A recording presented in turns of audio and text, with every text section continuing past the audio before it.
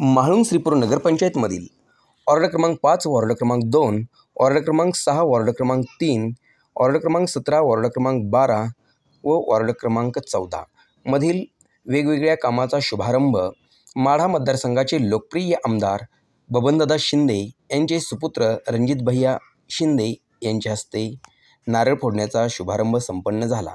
यावेळी म्हाळुंग श्रीपूरच्या नगराध्यक्षा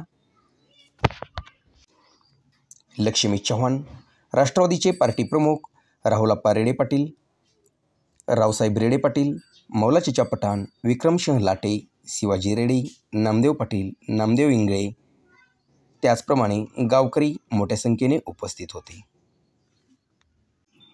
यावेळी घनकचरा शेड, अग्निशामक, पाणीपुरवठा योजना, MIE, देवी मंदिराचे उर्वरित काम आदींची मागणी करण्यात आली। MK न्यूजने केलेला वार्तालाप।